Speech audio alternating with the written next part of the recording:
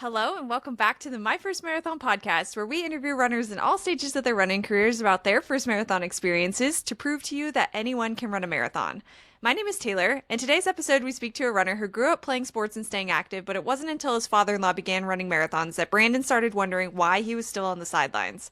After years of saying one day, he finally signed up and trained for his first marathon with a local run group that would completely change his experience.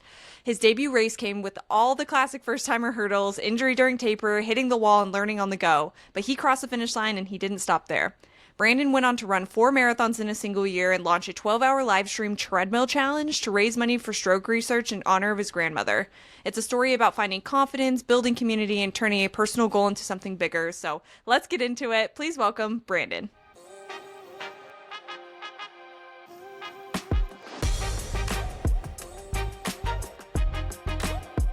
Well, Brandon, thank you so much for coming on the show. I'm really excited to break down your first marathon story. I know you've had quite a few running years under your belt, I guess, and quite a few experiences. So thanks for coming on. Excited to talk Yeah, to you. thanks for having me. Of course, of course. All right. Well, we like to start from the beginning. So how did you get introduced to movement, running? Where did this whole journey kind of start for you? Yeah, well, I was always fairly active. Like as a kid, I played soccer, played sports. And then when I graduated, I kind of like got out of like when I got graduated high school, went into college, I just focused on engineering and did like some intramural sports, stuff like that. But I once I graduated from college, got into the workforce, I kind of lost like the physical activity. I mean, I was like still active. I was going to the gym, but I wasn't like challenging myself all that much. Yeah. And a few years into that, my father-in-law, he started running marathons. Like he had a certain diagnosis and needed to stay active, and so he just found a running community just to make sure that he stayed in good shape while he was working through that. And so we started going to these marathons, and I was sitting at the finish line watching all these people run by. I'm like, why am I not doing this? Like, I'm a young, healthy guy. Like, I like to push myself. Like, I was very motivated, like in soccer and everything in high school. Why am I not doing this? And but then after a few years of saying that, like I kept saying I would sign up, but then I just wouldn't. And I didn't know Mm, why. And I was like, maybe it's a fear of mine that I'm not gonna be able to finish it, or I wasn't really sure. And finally, after I think it was in during COVID, I was like, you know what, I need to make a change. I can't keep saying I'm gonna do it and not do it. And so finally, I just went online, booked my spot on the first marathon, and then said, okay, I'm gonna figure it out afterwards. yeah. And so that's kind of how I got started, was just seeing a bunch of people finishing marathons, going and supporting him and being like, why am I on the sidelines? Why am I not one of these people running? You know, I'm seeing people in their 60s and 70s, and I'm like 25 at the time. I'm like, they can do it. Why can't I do it? Right. No, that's cool. It sounds like you were looking for a goal and something just like happened in front of your sight and you're like, that's the goal, which is cool. Exactly. I love that. So yeah, I guess when you were thinking about the marathon, like I think the typical runner pipeline we see, couch to marathon or whatever it might be, you run a 5K, you run a 10K, you run a half marathon, and then you run the big race. But you were immediately focused on, let me train for this marathon. So what were you thinking about in terms of like training, or did you have any build up to that point? Like what did that all that look like? I had run a couple of half marathons in the past with Okay, him before he gotcha. had bumped up to marathon, but that was probably 4 or 5 years prior. I remember at the time, like when, we actually would do it, like I'm up here in Maine right now, we would do the Shipyard Portland half marathon. And I remember thinking like, man, how am I going to run for, 2 hours? Like, what am I going to think about? What am I going to Yeah. do? And actually at that time, I did all the training on my own. So this was, like I said, like probably 4 or 5 years before actually doing marathon. I was like kind of like a stubborn mid-20s, like I can figure this all out on my own. And Yeah. so I figured out my half marathon training, and I was doing it on my own with no group. I wasn't stretching or doing any of the nutrition, and I was just using like my regular gym shoes. And like go figure, I got injured. Like I started having like IT band Mm, problems because I wasn't stretching. And so then I just stopped training and then showed up for the half marathon and pushed through, finished, and it went well. But I was like, it happened twice where like I'd get halfway through training, and the half marathon training is like half of a marathon training. So yeah. I was thinking like, if I can't even get through a half marathon training, how am I ever going to get through a marathon training?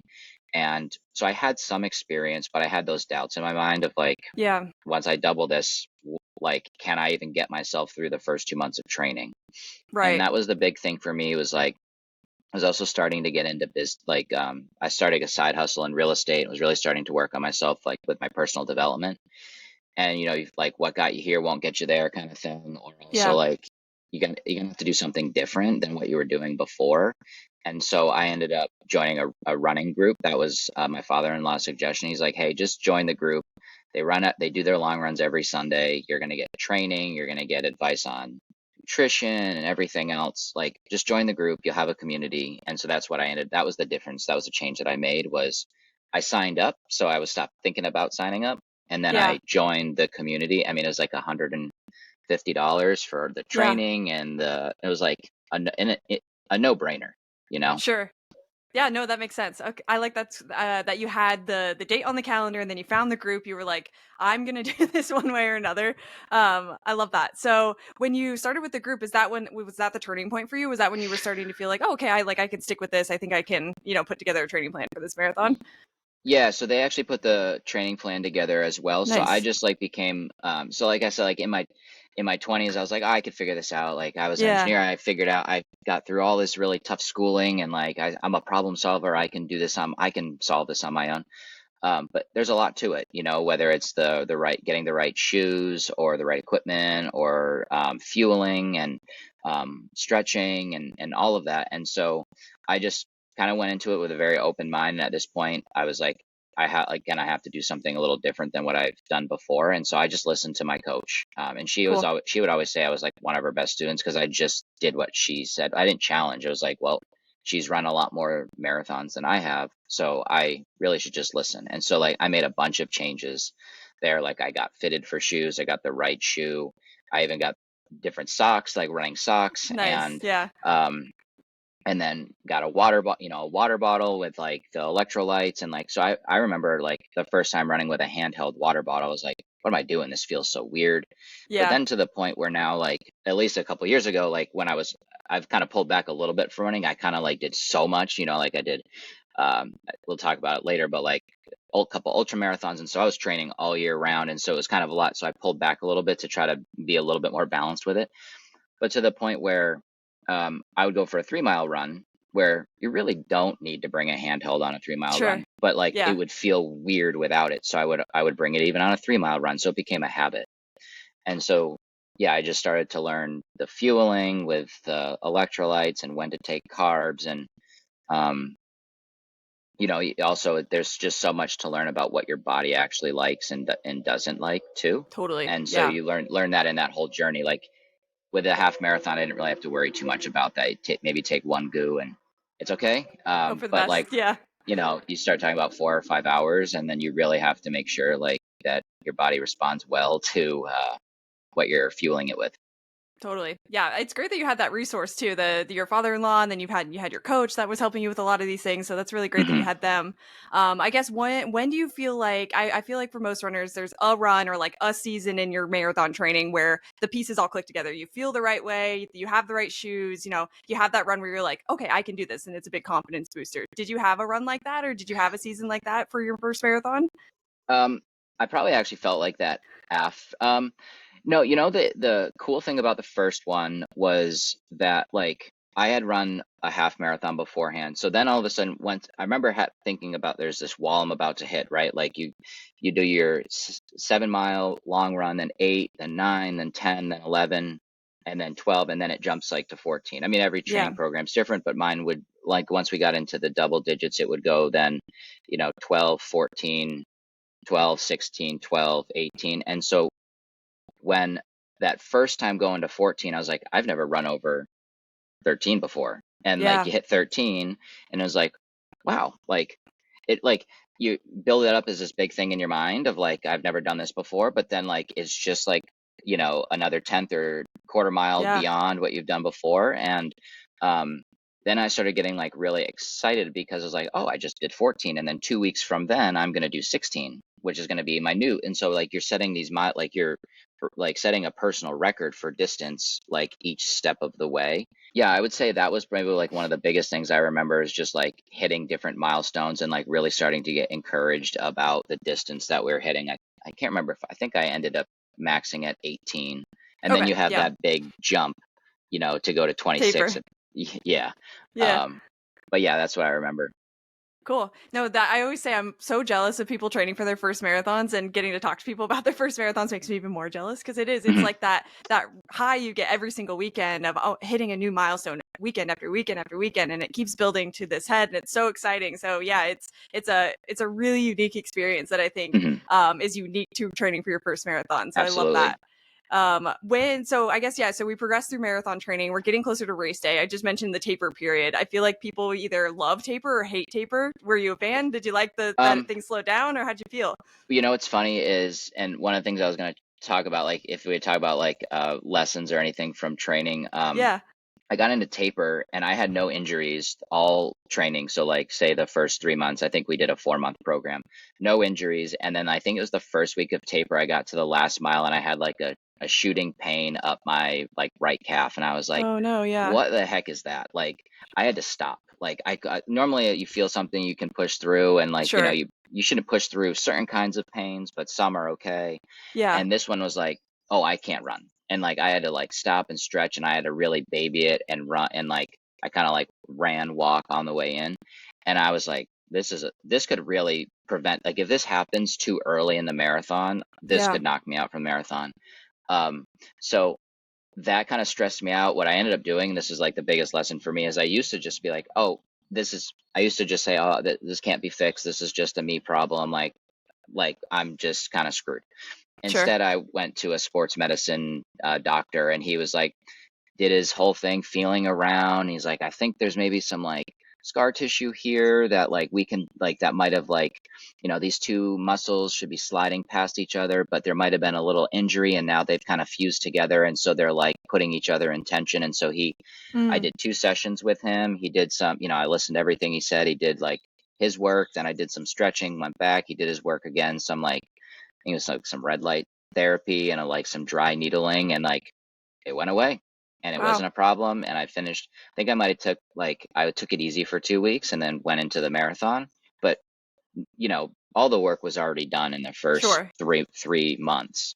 Yeah. So I ended up like pulling back, so my taper was like really tapered, and the marathon went like that did not happen as an issue at all. It went away, and that's happened actually to me, I think 3 times in my tapers, which, Really? Oh, that's yeah, so where like interesting. something pops up towards the end and I'm like, are you kidding me? But then I go see my guy and he Yeah. fixes me right up. And that's where like the old me would have just been like, I'm just unlucky. Like, I just got to Yeah, deal with it. right. And like, it just wasn't meant to be. And so that now I'm like, no, if you just go to the doc, if you just go to the doctor, he could like figure it out if you go to the right person. Totally. Yeah, and I think the right person is the key there. Like, find somebody running specific. I just went through an injury. I've talked about it a lot on here, but just went through one, and it took me a minute to find the right person. But once you find the right person, definitely go early, go often. As soon as you feel something, I think it's not worth it to, like you said, kind of sit and try to figure it out yourself, for sure. Yeah, I was gonna say like being a part of the community, I've been running with people for 4 or 5 years now, and there's a few people in mind that have the same injury from like 4 years ago, Yeah, and yeah, it can really linger. like some things can linger, and I get it, but at the same time, I know like they're out there, like the doctor said, don't run, and they're out there running Yeah, 16 miles and they're pushing through, and like I used to do that too, like when I was younger, because I was like, oh, I'm like invincible, like I'm in my 20s, and then I just started just listening to the doctor, and then like 3 weeks later, it'd go away. And something still pops up usually like in one training cycle, but I just know like I'm gonna go to my doctor. It's gonna cost me like $50 for the visit. It's gonna right. take an hour, and I'm gonna be fixed right up. At least for what I've been dealing with, Yeah, yeah, and for that, it's a no-brainer, right? Yeah, Right, you might as well check it off the list for sure. right. But it seems like, I mean, that close for, especially for your first marathon. I know it's happened a couple of times, you said, but for your first marathon, I can imagine that would hurt your confidence. Did you feel hmm like you took a hit to your confidence that close to race day, dealing I with something like was, that? I would say, I was confident I could finish if it didn't pop up as an injury. Yeah, But I yeah, was wondering if is this going to happen, because gotcha. it made me have to run differently. And then that's another issue too, is like, or at least when I felt like it might become like the issue might be starting to present itself, like you start changing your foot strike. Like I Sure. started changing my foot strike. But if you do that long enough in a run, like that could cause another like strain in your body. So fortunately, in the first marathon, it didn't pop up, and I ran into the wall I hit the wall on the first marathon because I didn't fuel Yeah. properly. I didn't learn how to fuel the right way in my first training, but I figured it out afterwards. Gotcha. Yeah, there's a little trial and error involved in your first marathon for sure. Yeah. But yeah, I mean, let's fast forward to race day because I want to hear about the experience, of course. I guess at the start line, day leading up to the start line, feeling nerves, feeling pretty good, feeling confident. How were you feeling? I was definitely a little nervous, like, in that first one, I think I had run up to 18 miles in that first training Hmm. cycle. And so that was probably like for me at my pace, maybe like just over 3 hours or around 3 hours. Then I'm thinking, okay, like now I'm going to add another eight, like this is Yeah, so much more. Because 18 is a lot, but then, another eight is almost another half, yeah, of like 18. So it like mentally felt like a lot more. The marathon I did was a pretty small one, so there wasn't like a lot of crowds, and that was like an interesting thing because this was during COVID, and so it was like people were doing all the virtual marathons. So I basically did a virtual Boston marathon, but um, it was a local one back at home, and so it was yeah. like there was maybe only 25 or 30 people Oh wow, doing it. really small. So it was Yeah. really small. And it was just like there was no the roads weren't blocked off or anything. So it was like I was running in the road with cars, and Oh. so it was a very different experience from the majority of the other races I've done. So there was like a lot of alone. Like I ran with my father-in-law, so like he and I ran Nice. together. But then at one point he started slowing down, and I was like, I'm trying to break 4 hours. Like this, I'm gonna do this. So I took off, but I wasn't fueling. Hadn't fueled properly. So then he ended up catching back up with me, and then I finished a little bit after him. But yeah, it was just a lot of stretches of like by yourself, like, and so like Yeah, mental, like that's the toughest part. Like I've done a few other like I've done Boston Marathon, and it's like crowds like almost the entire way, like 95% of the way. So there is a lot of like energy. And so on some of the small, like a smaller one, like this one, the first one I did, it's a lot more mental, like pushing through, like you're just you and your thoughts, or you and your music. And yeah, so it's definitely a different experience. I would say probably a little nervous leading up to it, but then like you start and then you just start running and then you're in it and then you just keep going. yeah.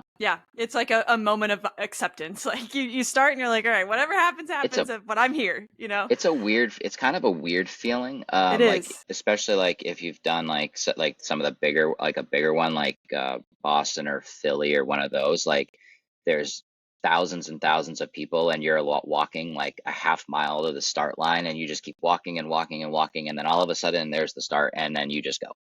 Yeah. It's like there it is. And then It's you're like now you're running for another 26 miles. That's the weird thing of interesting thing about Boston is a lot of people meet in Boston and then they take the school buses back to the start line and it's a point to point. So you're in a bus for 45 minutes driving from the finish line to the start line. And the whole time, like, I'm going to run this far. It's right. like, it's pretty much it hugs the course pretty closely. And you're It's like, crazy to think yeah, about.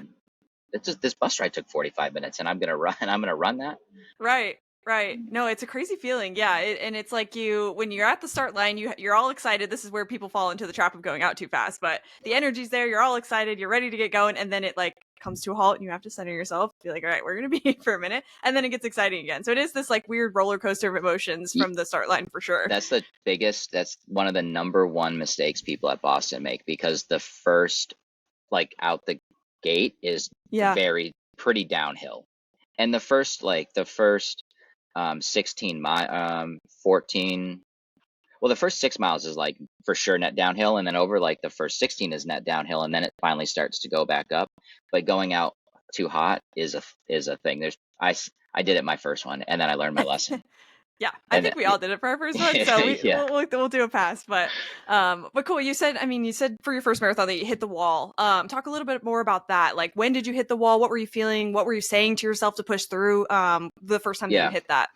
Well, I had heard people say, "Oh, you're gonna hit the wall in the marathon," and I was like, "Oh, like not me." Yeah. Um, my fueling strategy in that training was, we had the group that I joined. They called them water angels. They were a couple of volunteers that would set up a table with snacks and electrolytes and stuff at certain like stops. So we would do like, at mile 5, mile 10, but they had a lot of like, they would have, you could have like watermelon or like bananas, but there was also like Swedish fish and like Mm, M&Ms and just like stuff like that, but then also yeah. like Gatorade endurance formula. And so for me, I was like, oh, like I like Swedish fish, like I'll just have Swedish fish.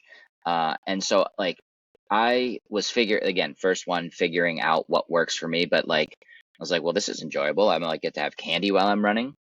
And so I did that for my training, but then that was and it worked for my training, but it wasn't enough for me in that marathon. Sure. And I think it was enough to get to 18, but not like, but like it just, my body was maybe depleted in training and I just didn't know it. Yeah. And what ended up also happening is like eventually you get sick of eating Swedish fish. Like Yeah. you're Yeah. like it's like chewy and like it gets stuck in your teeth and you're like hot and sweaty and thirsty. And eventually I was like, I don't want this anymore, but then I Sure. know I need it. So I think I probably hit it at around 21 or 22, and there was a long gap between like the next water stop. Again, this was a very small marathon, so there wasn't like stops every mile or two. So like I went like a long stretch with nothing. I had my handheld with my endurance formula, but I didn't have anything else that I could um, add in. And what's funny is um, my father-in-law's friend drove up at one point and got out of the car. I was like, "Hey, I've got goose or like goose for you," and it wasn't a Yeah. goo, it was something else. And I remember my coach had said like, "Don't try something new on race day. Don't do Sure. anything new." And so I like turned it down, and my father-in-law was like, "You shouldn't have done that. You never know if you're gonna need that." And I had no idea. I wish I would have taken it because then I could have had something at 22, mile 22 or 23. Um, yeah, it was the first time I ended up walking. Like in all of my training, I was like, I'm going to push through, I'm going to run through everything in training. And then I got to like 21 or 22, and I was like, shoot. Like I started really slowing down. Like my pace came real far back. And then I started having to walk. And like mentally, I knew I was only like 3 or 4 miles away. So I was like, I know I can get there. But it Yeah. just went from like, it's funny because I think I mentioned before, I was like, he and I were running together and then he started to slow down. I was like, I feel great. And I like kept on pushing. And I don't know if it was that or a combination of that and then like really not having the right fuel that then I really had to pull back. And then he caught up with me and then passed. And yeah, I started walking quite a bit, which that was tough for me because I had never walked in any of those trainings. Now, as I progressed and like started doing as a in time like over multiple marathons and like Yeah. getting into ultras, like I actually love the running and walking strategy. Like I do that Yeah. in ultras, and it works amazing. And actually my wife she did a couch to marathon last year, and Nice. that was the strategy we started to use. It was like it's very effective, but at the Yeah. time I was like, I'm not going to walk. I have to run this. I'm running the marathon. I even had said to my father-in-law, I was like, I'm not stopping at the water stops. I'm going to run every single step of this. And then the very first water stop at mile 1, he saw someone he hadn't seen in 20 years. And he's like, oh, I got to talk to him. And I was like, I was trying to keep on running. And then I was like, oh, there we go. But eventually I realized like there's that doesn't matter. Like I Yeah. remember thinking it does. And I talked with a lot of other people who are doing their first marathon. Like, I'm not going to walk. I'm not going to walk. And I'm like, just get to the water stop, grab the water, and walk for 30 seconds. Don't splash it all over yourself, and then just start running again. It's fine. Yeah. But I went through that too. I was like, no way, I'm not walking. And I was like, I was making my life hard. And then I got over that. Right. No, I always tell people your first marathon, you're going to PR no matter what. So this is the one to walk, Yeah. Yeah, this exactly. is the Yeah. one to practice things. But Yeah. totally get it. It's that like all or nothing mindset. I think when you're in that right going through your first marathon, you just don't know what you don't know. So you think that you need to do these things and like you convince yourself that there's one way to do these. And then I think your father-in-law is a great example of maybe like maturing a little bit more as a runner on that first race, of just being Yeah. like, hey, I'm going to take my time today. I'm going to say hi to people. I'm going to enjoy my experience, get my money's worth. And I think overall it's a more enjoyable experience when you can kind It's of like take that back seat. it's much more enjoyable and it's very effective. My wife and I did Boston this year, and and this was her second. We just had some trips and we were undertrained for sure. Hmm. And I was a little worried about it. And I was like, you know what? You and I need to commit to run walk from the beginning.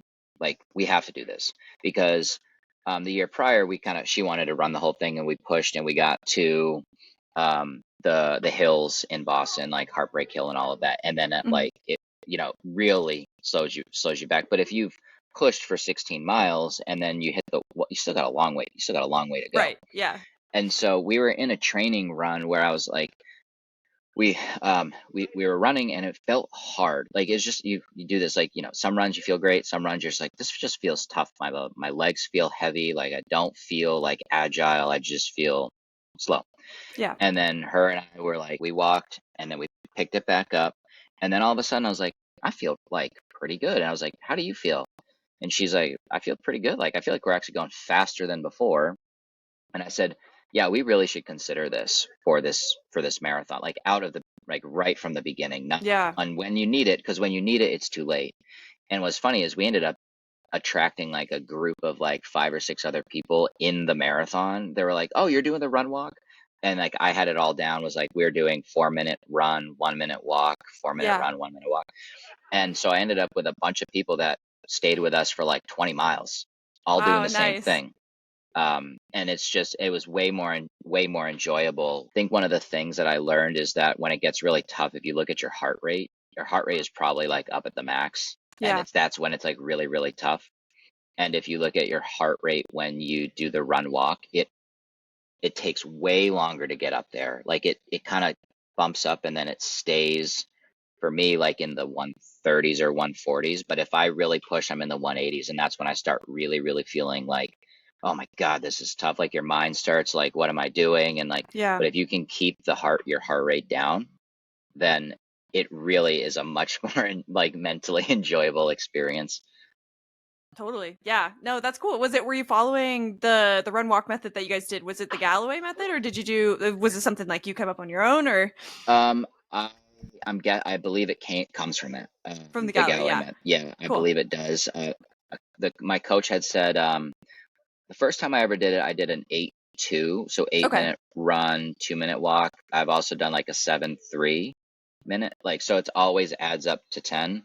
Yeah. But then I heard someone say that actually the recommendation is to do it shorter, because if you walk for more than like 30 seconds, your muscles actually start to cool down Oh, and then you sure. have to warm them back up, and it's less efficient. So we did a 4-1 the whole Cool. way. I like it. No, I've heard the same thing with the Galloway method. I haven't tried it myself, but like people have running faster times than they did when they ran all the way through. So it clearly Yeah. works. Yeah. That's pretty cool. My wife, she PR'd in for her second marathon doing That's this, and great. definitely undertrained from the first year. Like the first year was just like, never done this before, have to do everything perfectly. Yeah. And then we ran, and she did the same thing like I did. Like I want to run the whole thing, and then we hit the hills, and it's like, okay, we got to walk. But now at this point, it's like it's more of just like a fight to get across the finish line. But when Yeah. we did the run walk from the beginning, it was not a fight. Like That's it was great. like, yeah, oh, I definitely recommend it. Yeah, that's great. It's a good feeling when you cross the finish line and it's not every single thing in you that you just gave, like you Oh actually yeah, get to enjoy the finish line. So absolutely. that's great. Yeah. We're going to take a quick break from the episode to share some really exciting news. For the first time ever, I'm opening up spots for marathon coaching this fall. So if you'll be training for your first marathon, getting back into running, or just want a plan that actually fits your life, I'd love to support you and work with you. Spots will be limited, so if you're interested, I have a wait list you can join in October. I'll be choosing one lucky runner to receive free coaching for a race of your choice. You can find it in the show notes, in my Instagram bio, or right on the homepage at myfirstmarathon.co. Now, back to the episode. Well, cool. Well, obviously we crossed the finish line for your first marathon. How did that feel? What were you thinking from there? Like, did you immediately think, I'm going to continue this? This is my thing now, or what were you thinking? No, being that I had like hit the wall, like Yeah. crossing the finish line was not how I envisioned it. Like I crossed it standing, but then had to lay down for a while. I didn't feel that great. Like I had pushed my body to like its limits. Absolutely was not thinking I'm going to do this again. Yeah. In that moment, I think I don't. I think a lot of runners probably get to the finish line and are like, yeah, I'm not going to do that again. And then like 3 days later, they're like, looking up Yeah, maybe the I'll do next this one. again. Yeah. Yeah. I mean, yes. So it took me a little bit. I was also just like hard on myself a little bit because I was like had this expectation. It really comes back down to like the expectations. Like I'm gonna break 4 hours in my first marathon, and like I trained for that. But I also like there's so many new things when you're training for a marathon. Like like I did some speed tests like in my long runs and was like, okay, I am on track for this. But what it comes down to is I was not fueling correctly. So it was not as exciting as of a moment for me because I was like beat up from the hitting the wall Sure. and was like laying there, and I was like, my mom was like, you didn't look really happy. I was like, well, this was really freaking hard. I don't know. Like, um, I thought I would run across the finish line feeling great. But I Yeah. mean, it's kind of like probably like a little bit of it's a naive expectation. You've never run before. You're going to go running for 4 hours. And this was when was this? This was September, October timeframe. It was still pretty warm too. So it was like sunny day, pretty hot.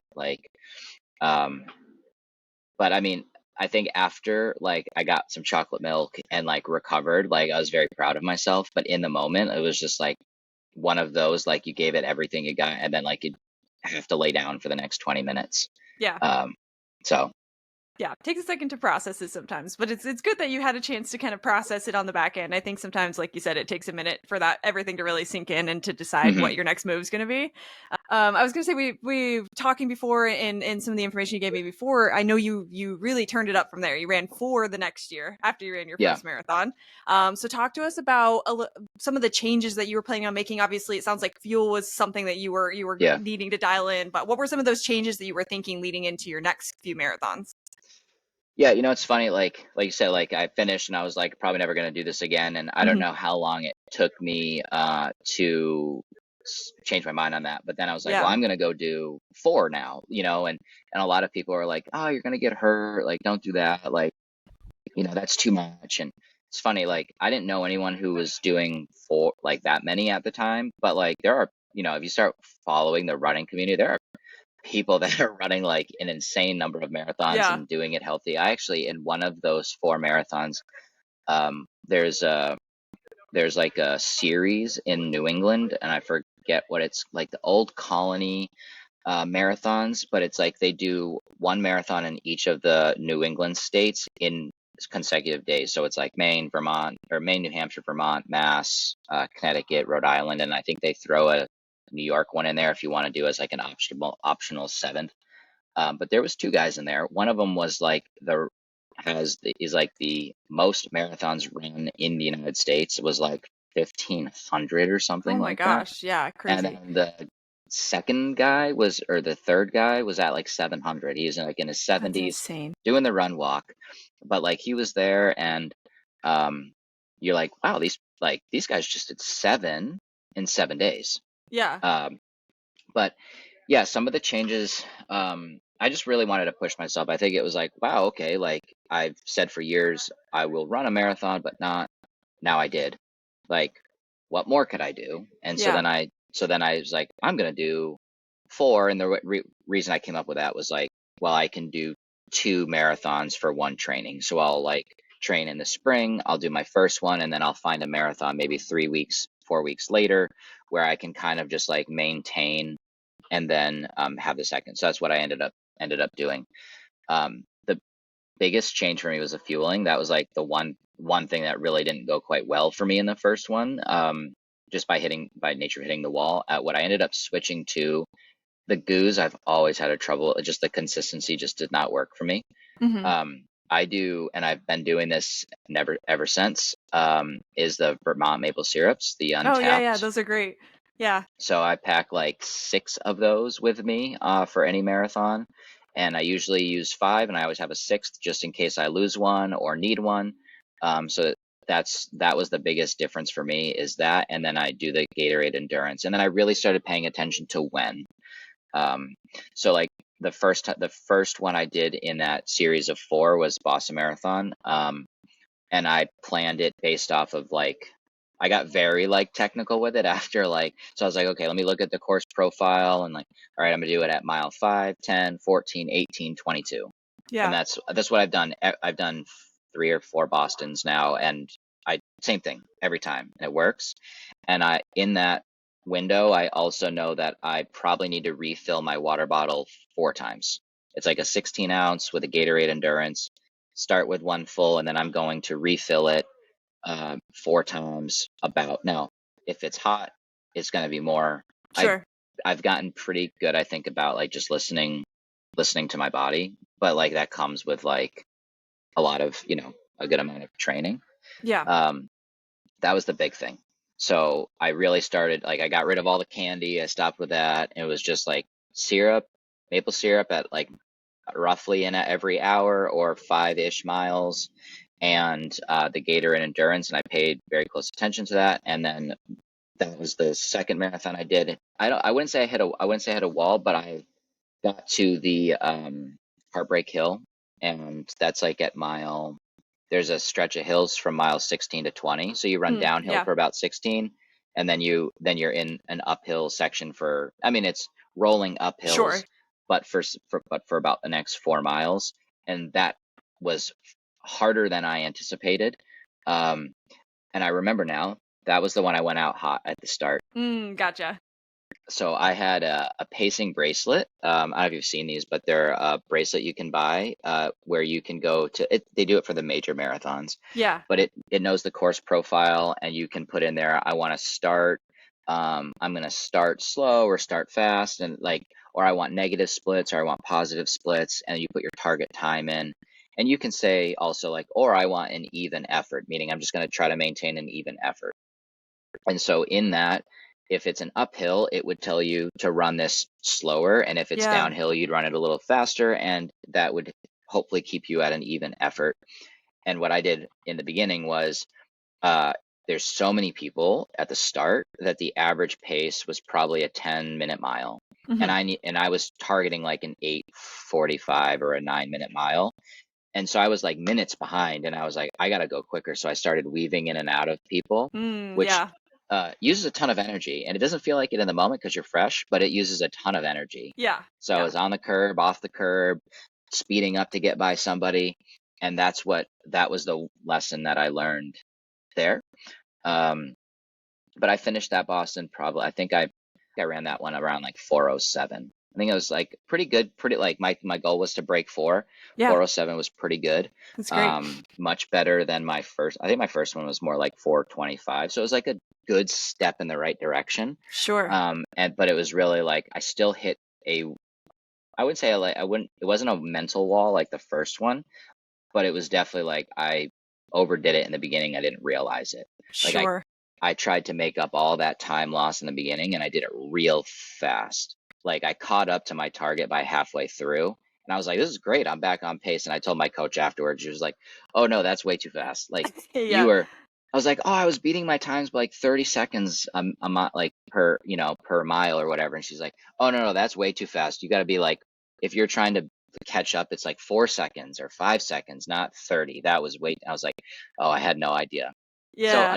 another lesson. But yeah, then I just I ran the first one, maintained, ran the second one. Had a little bit of like an injury, not an injury, but I started noticing just like tightness, and maybe this was just like ran the first one, and maybe I probably wasn't stretching as much like in Sure. the middle there, and it ended up just being like a tightness in like my hip flexor. And so like I've just realized it important. I mean, I was stretching and like, but I wasn't like again like as in tune with everything. And then like that was a lot of walk run to like push through.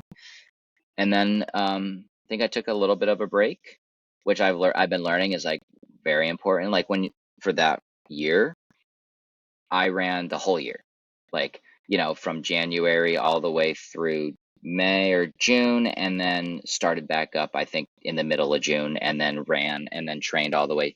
And it was a lot. And I was like, I Yeah. don't know if I want to do that again. Yeah. Uh, Yeah. like all summer, like, it's like 4 or 5 months, and then there's really no like break and like recovery. And then it felt more like a job than it did. I'm glad I did it though, because like I had the desire, and I was like, I'm gonna push myself to do this. Yeah. Um, and I wouldn't have known. But now, like I said, I'm up here in Maine, and one thing I learned was like when I was doing that, I was not enjoying the lake on vacation as much because I was running all the time. So like Yeah, this lake, to run this lake is a 9.5 miles, and so we usually do that as a tradition every year. We run the lake together. But then I had to do 18 miles one day during my training. I was like, I guess I'm going to run it twice. I'll run it once this way and once the other way, and it felt like, oh, like I'm not fishing and doing all the other things that normally I would do because I've like sure. prioritized over here. So I'm glad I did it though, because it was like a lot of people were like, oh, you can't do that. Like you're gonna hurt yourself. And um, finally, by the end of the year, I did the Philly Marathon, which is a really, really cool one. I actually ended up Cool. doing the challenge, which is, I think, what do they call it? The Liberty Challenge is what they call it. It was like the half marathon, then an 8K, and then the full the next day. So it Dang, was, that's a lot. Yeah. and I PR'd too. Nice, So nice. um, That's great. this was how I finally PR'd and broke. That was breaking 4. I ran 16 of those miles with my coach actually. So we were Cool. down there together, and we did the half marathon, then the 8K on the first day, and then standing at the starting line of the marathon, my legs were sore, and I was like, "Oh, I've never experienced this before, like being sore and achy Yeah. to start." I was like, "How is this gonna go?" And her and I were like, "Let's just take it easy. We'll run together."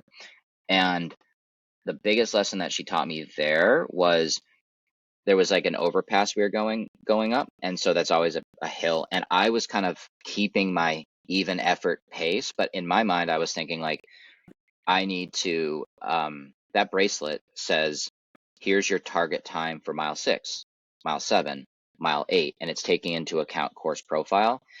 And my mind was thinking I need to maintain that pace for that entire from mile 6 to mile 7. Mm.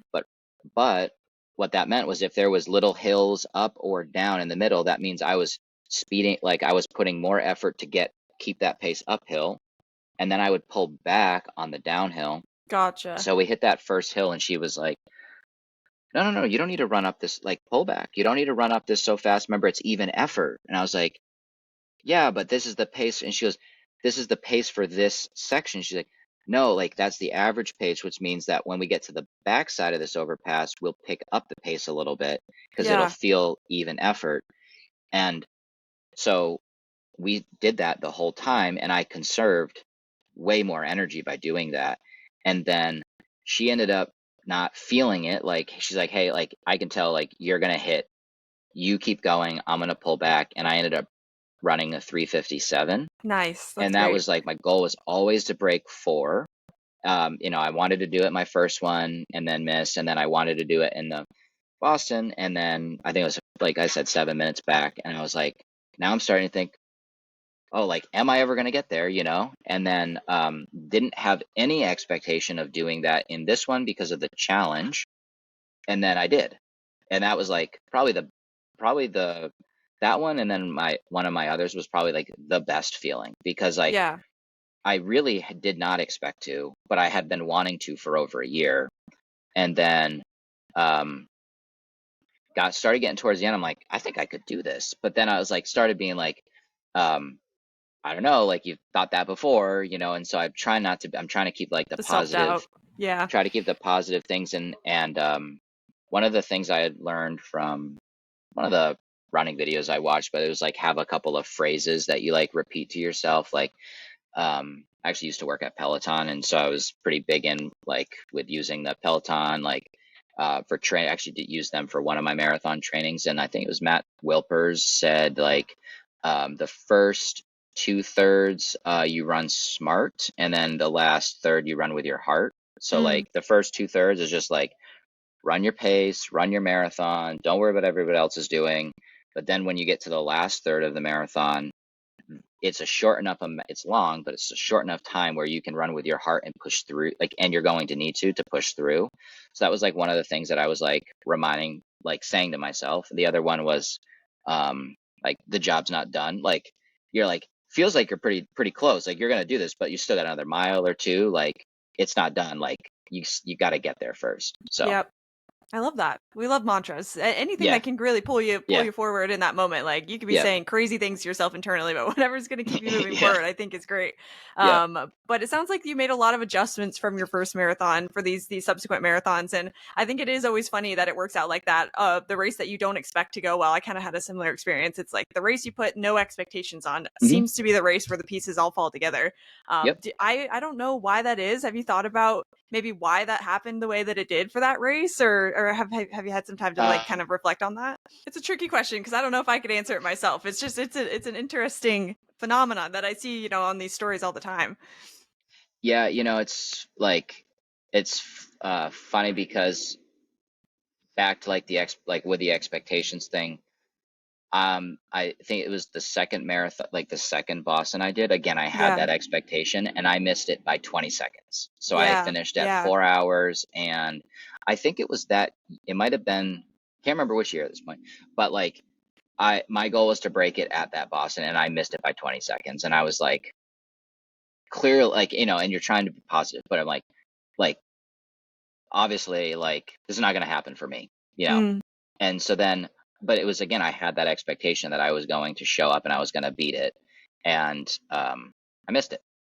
Um, by that point, though, so I did the 357 at Philly. The next Boston, I did 353.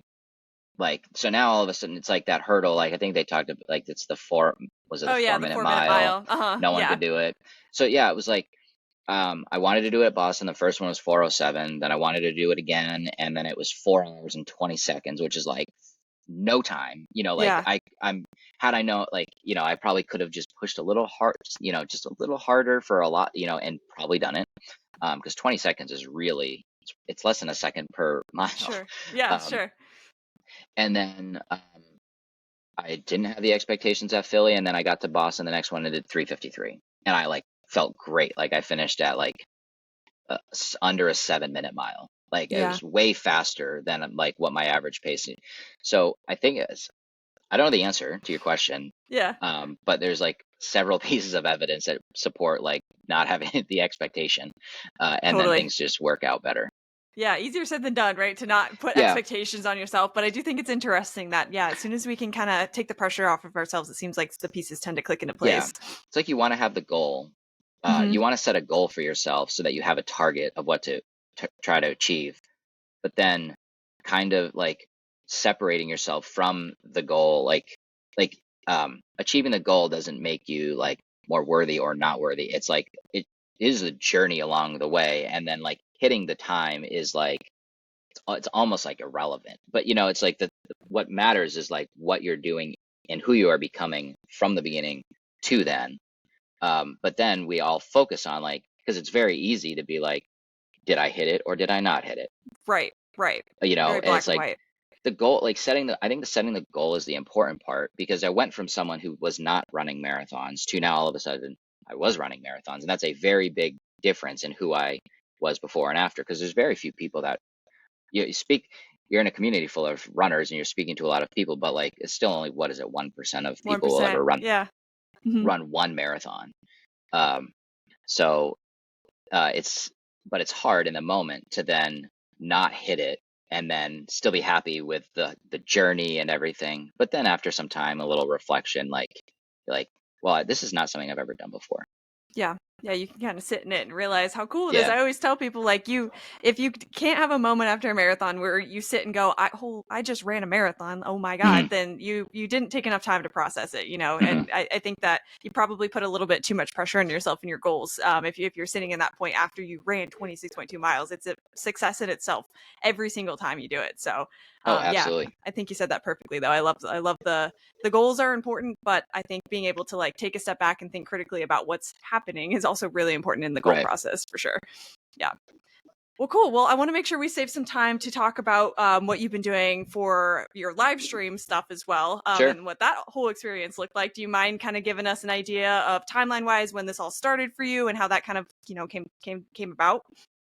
So my grandmother ended up passing away in 2020 from a stroke. So this was like, Hmm. when the world kind of shut down, and like, Right. she ended up having a stroke and then ended up in a, you know, care facility, and then we couldn't go inside because of COVID rules and all of that stuff. And at the time, I like really didn't know. I didn't even know what a stroke was. Like I'd heard of it a Yeah. couple times, but I didn't know like how it was caused and like what the symptoms were. All I know is like when I was, we were talking to her through the window, was like I didn't understand.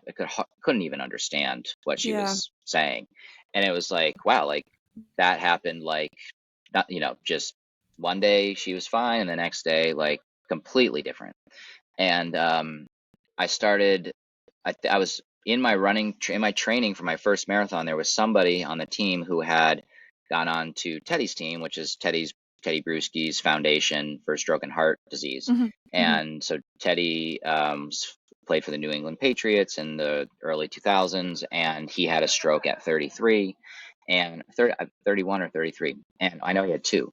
And so he had it while he was playing, and then I had to go to recover, but then came back and started playing again. And someone in my running group actually was on their team and mentioned it, and I was like, oh, like that would make sense. Like make just the timing of everything to like come across her, and she was running for the charity, and then telling me what it was about. And I was like, oh, like that would be great. Like I would love to support the cause, especially what just happened with my grandmother. Like would love to run the Boston Marathon as well. So like let me see if I can apply and get in. Yeah. And I got in on my first try, but it was like very like I think they might have had someone that backed out really really late, so I got in onto the team like well into January, which is Oh, pretty yeah. late.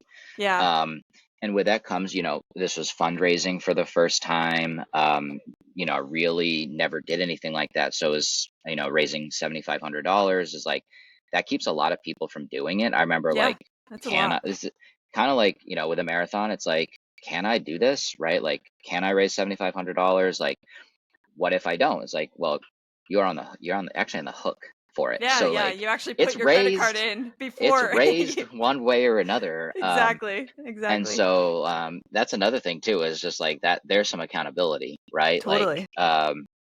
so that was like a big like that was the so I was running the marathon for the Boston for the first time. That was my second overall marathon, and then all of a sudden learning how to fundraise, and like I've never done that before, and like that's a pretty big number, and a lot of people are like, oh, how th- they're like, this is great cause what you're doing, but like, oh my God, how are you gonna raise that? Like, they want to be supportive, but then they're also like being like casting doubt, like, how are Yeah. you gonna do this? Yeah. Um, but we did.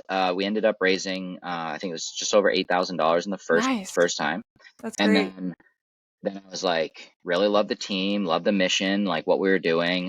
There's a lot of great people involved in the organization. It just felt like another great running community to be a part of. And so then it's like, hey, like I applied again. And so then joined the following year. And then it was when in my third year, my wife now is watching me run all these marathons and was like, uh, started getting that bug of like, think I might want to run. So then we ran together with Teddy's team. So we both got in as a couple, Cool. which increased. So it was like the amount of fundraising increased by double. So we're like, Yeah. okay, we have to do something different here to be able to raise more money, raise more awareness. What can we do? And I saw somebody on, I think it was Chad Wright. He's like a big ultra marathoner, like Navy SEAL type guy. And he did a 24-hour treadmill run, like live streamed. And he Insane. raised $250,000 in one Oh my day gosh. for veterans. And I was like, well, shoot, like if he can do $250,000 in a day, like this is clearly like a good way to raise like awareness and raise money. Yeah. Why don't I do something similar? And so I had it in my mind for a very long time.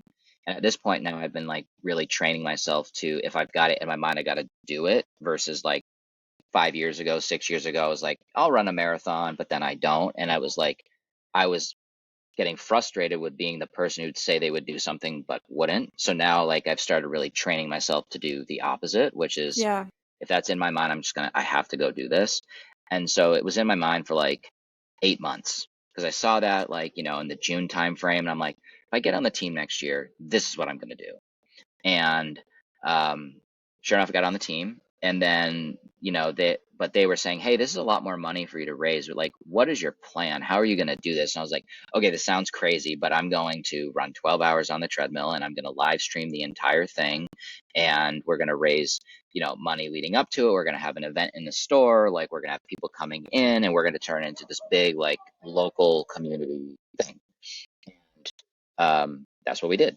So we ended up, I found two of the self-powered treadmill. I wanted to use the self-powered treadmills, like just because of the noise. Sure. So he found a local gym that had those. He packed them into his truck, brought them to the running store. We like took over the running store and set up cameras. I actually have a friend from my engineering days who turned into a live stream DJ. She drove up from Perfect. Washington, D.C.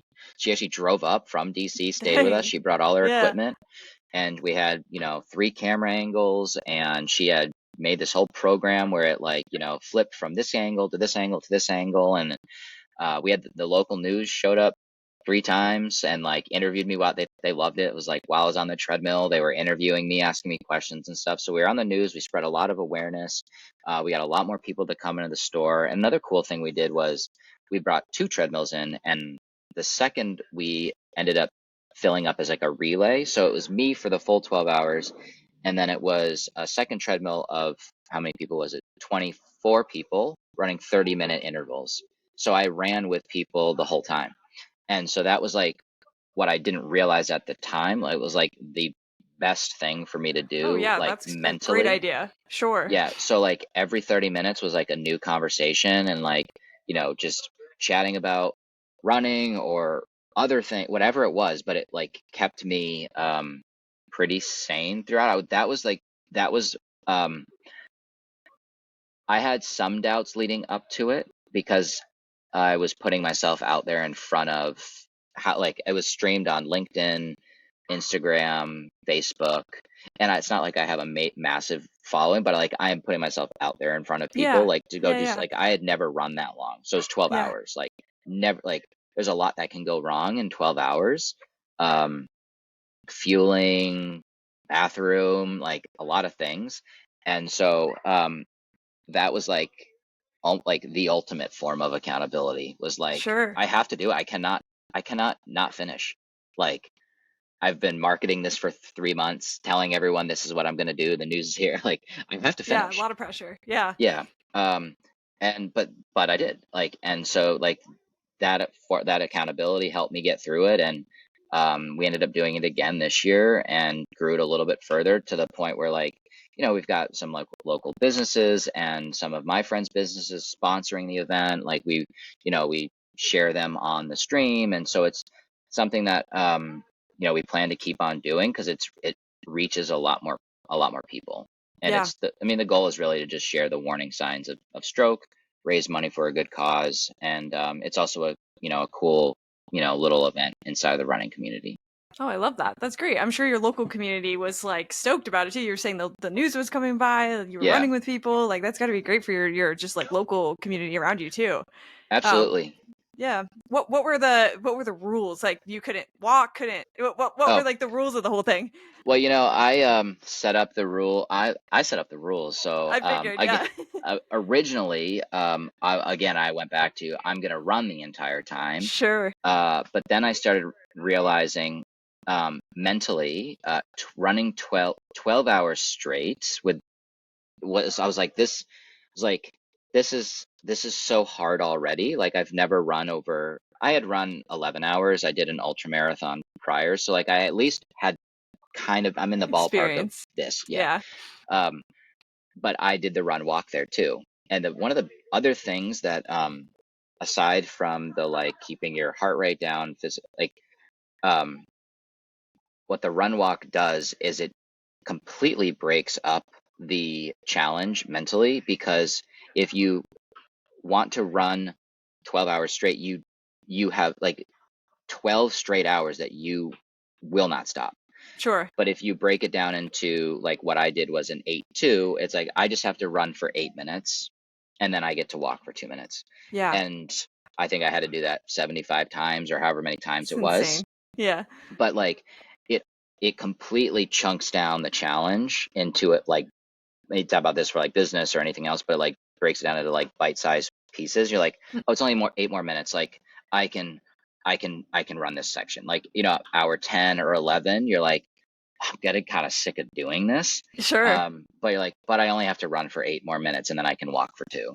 Yeah. Um, so I ended up, I started at run the whole time and I was like, this is crazy. Like, just do what you need to do to make sure like you can, because you got to finish too. Um, then the other rule I had was I didn't want to go to the bathroom at all because I wanted to be on the treadmill for 12 hours. Sure. And at hour 10, I was like, yeah, I think I'm good to like, there's no need to like put myself through any more pain. So I like Yeah. stepped off for like, it was like a minute and a half. Like I stepped off, went to the bathroom. I think that's allowed. Yeah. Yeah. Yeah. People didn't even catch it. No one really caught it. Like, did you even go? I was like, that was actually the number one question I got. Like, no, it was like, how are you going to do 12 hours? It was like, what is he going to do for the bathroom? So it's like, well, yeah, I just decided it's like, if I need to go, I'm just going to go. I was Sure. hoping I wouldn't have to, but yeah, I was like, eh, I don't need to push this anymore because Yeah. you're drinking a lot of liquids. I Yeah. think I had a gallon of endurance formula and I had like a couple pounds of potatoes and the syrups. And when you start running that like kind of distance, you need to have a variety of food and you need to have real food. Right. Right. Your body goes through craving different things. And I realized it craves different things based off the actual nutrient that it needs. So like if Right. you're craving something salty, it's probably that your body is like, yeah, I need some more salt, and like I need some more salt. Or if you're thirsty, like if your mouth feels dry, it's like simply you need more water. Yeah. Not necessarily carbs or electrolytes, but you need more water. Um, so so yeah, those were the rules. Was like, you know what, I'm just gonna run 8-2, and I did stick to the 8-2 on my first one. The second one, I was a little bit more lax about it. I was like, you know, doesn't like what matters is the distance and the push. It doesn't matter. I don't mean the distance. What matters is just staying on for the time that I said. Yeah. It doesn't. It's not whether I ran, because the first one my watch told me I did a double marathon, so it was like 52.4. But that's not what really mattered, right? Matters. Like what Sure. really Yeah. matters is like getting the cause out there and sharing the warning signs of stroke and like just bringing the community together. Like that's what matters. This is like the whole like I gotta finish in 4 hours or whatever. It's like that stuff doesn't. I'm getting a little better about that, and so Yeah. I like Yeah. eased up. I eased up a little bit and was like, yeah, we could do an 8-2, and what a game changer that is on that distance, because it just you don't it prevents you from thinking about how daunting like what's left is. Sure, sure. Especially in doing something like that. Like I can imagine that the mental if you get into that mental pit, it's going to be a really long time for you to sit there in that feeling, or it's going to be really hard to pull yourself out of that feeling. So I can imagine something like that like helps Es- break up the mental side for sure. Especially on a treadmill, like most people find the treadmill pretty boring, and like Yeah. I don't love it either. Like I actually never trained on the in all of my marathons. I never once trained on the treadmill. Like I thought it was really, for me, I thought it was really important to be in the elements because I can't control what the weather is going to be on race day. So if it was Yeah. snowing, I ran. If it was raining, I ran. I didn't look at what the weather was. And then it was like, nope, I run in the mornings. And that was another thing that I did too, is I did everything in the morning so that nothing else could get in the way. I've since switched that up a little bit because I've got my business and everything. And like, I was basically like a semi-pro runner without the sponsorships, like Yeah. I was like top 1% of Garmin for like my watch was like 1% of all runners for steps, or all of Garmin for steps and for miles. And I was like, yeah, this is kind of a lot. Like Yeah. maybe Yeah. I may have like took this a little far. Sure. Um, yeah. That's okay. It swings that way sometimes, and then you learn, and you make you make mistakes. You learn, you move on to the next goal, hmm and that's what the beauty of running is. You can keep kind of reinventing yourself in the different seasons that you're in. So, Yeah, but yeah, I pulled back. Yeah, I pulled back a little bit, and now I'm getting back ready for like setting a goal and a challenge. cool. But yeah, I started learning that. Like I kind of went from never to like now I gotta like I'm running all the time, Yeah, and added a few ultras in there, and then I was like, but I also want to enjoy like the lake and like get some yeah, of fishing course. in and like um no, not every morning go out and run 4 hours, like 4 Yeah, hours.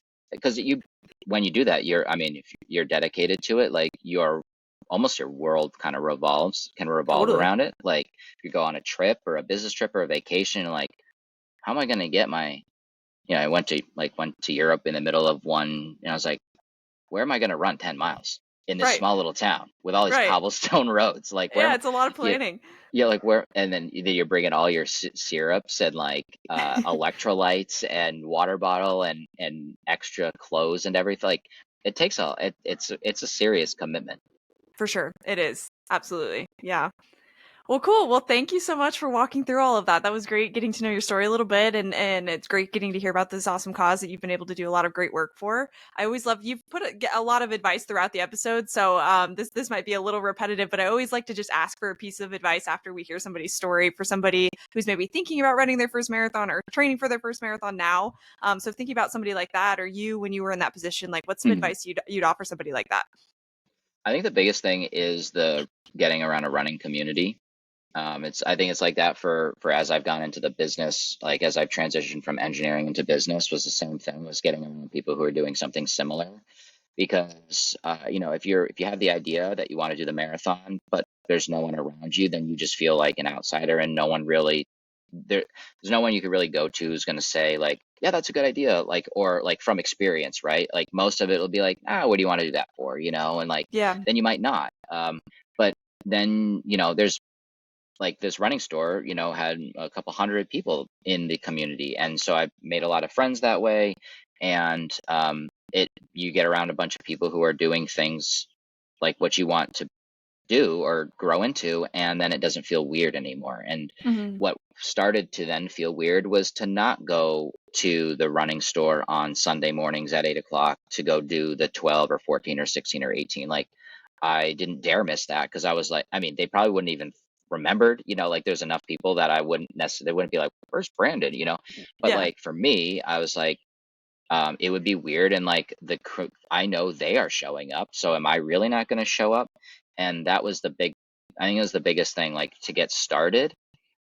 And then also when it gets really tough, like as you push into month 3 and your body has been beaten up quite a bit from all the miles, and that's the tension, right? Is like to like progressive overload get you up to 12, 16, 12, 14, 16, 18 miles.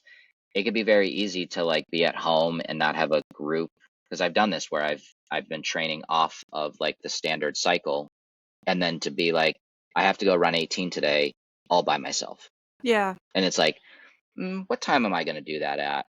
Should I do it at 8 or should I do it midday? And you're like, I don't really want to wake. I'm going to have breakfast first. And then you're like dreading it or whatever. But like, if you have a running community and they're running at 8, you just go. Like, Yeah, good you accountability just for go. sure. Yeah. So I think that's the biggest thing to get into it and then stay in it would be just join a running community. Most of them are probably pretty inexpensive, and you get like a ton of knowledge from like the coaches and like or even me. Like I'm not a running coach, but I've run, I don't know, 3, 4 thousand miles in the last couple of years. Like I have a good amount of experience now, and like I can really help somebody get from from ground zero up to a marathon. Yeah. Yeah. Like No, there's I just think so many community is things. huge for Oh, sure. Yeah. absolutely. Yeah. That's great. I love that. Well, cool. Well, just to wrap us up, I like to end with a couple fun questions about fuel and Sure. shoes. We kind of heard about your fuel, but before we get there, I always give the disclaimer that fuel is your own journey, shoes are your own journey. So go try out everything and anything like we talked about with fuel. Same thing with shoes. Go get your feet measured, do what's best for you. But for you, I know you said that Untapped was one of your favorites. Any other fuel options that are at the top of your list? Um, I use strictly now maple syrup Yeah. and Gatorade Endurance formula. Love So it. I use the Gatorade Endurance in my handheld. Um, for anything that's over an hour, I will use like noon for, like a 3 mile or 4 mile run. Mhm. Um, and I pretty much always like, I just learned is like, I just want to have the electrolytes in there as opposed to just the water. So, I mean, I'll never go out with just water. It'll always be like a noon for anything under an hour, anything over an hour, Gatorade Endurance. And then if it's a long run, I did this, my friend got me into running an ultra marathon with him in the mountains in Utah last year. There weren't really any aid stations, so I ended up just getting straight maple syrup from the store and filled up like a 16-ounce soda like bottle of water, and I drank Yeah, almost the whole thing. that's so funny. So yeah, it doesn't have to be it doesn't have to be the untapped, but it can be just, I mean, straight maple syrup. It Yeah, just works. that's great. Cool. Love it. And then what about shoes? What have you liked for shoes over time? Yeah, I've switched a few. You know, it's funny, like when I got started, I think it was an Under Armour type of shoe. And I remember just like not wanting to switch because I did my first one in that and I was like, well, Hmm. this worked. I don't want to change it. But I definitely ended up with some like blisters on the sides of my feet and they Mm, were stiffer shoes. mm, But I was like, I don't want to change it because it worked. And then I got into a softer shoe. I think I went into the Asics, and I forget the brand. Although I got around the corner, so I could always go grab it. But I went into Asics, and they were a little bit softer of a shoe, and I was like, "Oh, I don't like this. This is different." But then after I like ran a couple times with it, I was like, "Wow, this is way better for me." yeah, And like because I mean I've never used Hoka's, but they're definitely like a thicker, like that looks like you're running on a cloud. yeah, yeah, yeah. But some people love it, and I did try that, and I didn't like it personally. But I liked the kind of the middle ground between what I was in before and where I was, because again I was like, it's not broke, I don't want to fix it. Yeah. But then I moved into these ones, and then it was like my feet were way more comfortable. Like I wasn't getting those blisters. Um, and so I've been pretty much in the same ASICs for now. The other challenge I ran into, the Under Armours I got, this was like 4 years ago, they Hmm. had the sensor in them that connected with an app so it could help you like know your cadence and your Oh, stride. interesting. That's cool. Yeah. And so I Yeah. was like, well, this is cool. And the great thing with that was my stride or my cadence was too slow. So I was not taking Mm, enough steps. And I think it's a very common thing with runners is like they're used to taking bigger strides, which is a lot more impactful on your feet. yeah. And also if your foot is if you're striking in front, then you're almost like breaking yourself. You really want to be striking like right underneath your body. So that really helped me because it was like telling me like in my headphones like your stride is still, and like within Oh, a week or interesting. two. Yeah, I don't know if they still have that, but like within a week or two my cadence went from probably like 150 up to 170, 180. Yeah, Like I think it's supposed to be around 180. um so I started with that, but that was a stiffer shoe and sure. I didn't want to change it. Got into Asics, and also there's just a lot more widely available, so I can get it Sure. quickly off. Because that was the other big thing I learned. You probably need two sets of shoes Hmm. in a Shoe training. rotation. Hmm. And I would get the one up front, and then I'd use it, and then I'd go to get the other one, and then it'd be like back ordered. It'd be on a like get delayed in shipping. This happened to me Yeah, multiple times. And then now I'm running on dead shoes for a while, and that's yeah. like in the peak of training, and that is more likely to that can lead to injury. And so that Hmm. started happening with me. Like I started getting like my arches were not supported as they should. So like then I was really starting to get like strains in the arches of my feet, and that's like a Right. really uncomfortable thing as well. Yeah. And what I was, I'm just gonna buy two sets of shoes from the beginning, and I'll either like use one every other, like just flop back and forth as we Yeah. go, or I'll use one and then I'll just toss that one and then use the new one. Um, so that's That's another smart. lesson. Yeah. Yeah, no, that's So smart. I think that that's a great point. Yeah, the shoe rotation, and it's just good for your feet and ankles to like switch it up sometimes, to not just be running on the same shoes over and over and over again. So that's great. yeah, well, when I did that challenge, Yeah. I noticed in the Philly marathon, I was at the start line of the marathon and I looked at my coach and I was like, why do you have different shoes on than yesterday? It was like from a bright yellow to a bright pink or something. She's like, Yeah. oh, you should never wear your shoes in two consecutive runs like that. I'm like, Oh. what? Well, I was like, what?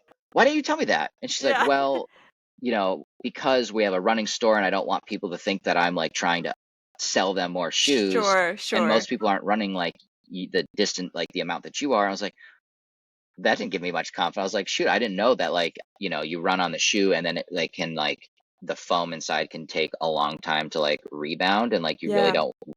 I mean, it's probably more of an issue for like if you're running a ton of miles. But I was like, dang, I wish you would have told me Yeah, I wish I before knew this. the start of the marathon. For sure. Yeah, that's funny. Yeah, shoes are tricky, but I think, like we said, try out anything and everything. Get some Hmm. advice from a coach. Talk to your friends that run. It's a journey for sure. But once you find the right shoes, once you find the right shoe rotation, it Just really stick does with make a it. huge difference. Oh, Yeah, it absolutely does. for sure. Well, cool. Well, thank you again. This was great getting to know you, getting to know your story a little bit. And yeah, if anybody wants to follow along with you on socials or anything like that, where can they find you? Yeah, on Instagram, the handle is at realbhicks, and Cool. that would be the best spot. Yeah, I've shared a good amount of my running journey on there, and so that would be the best spot. Okay, sweet. Well, I'll put it in the show notes as well so people can find you. But like I said, thank you again for coming on. Great getting to know you a little bit. Yeah, you as well. Thank you.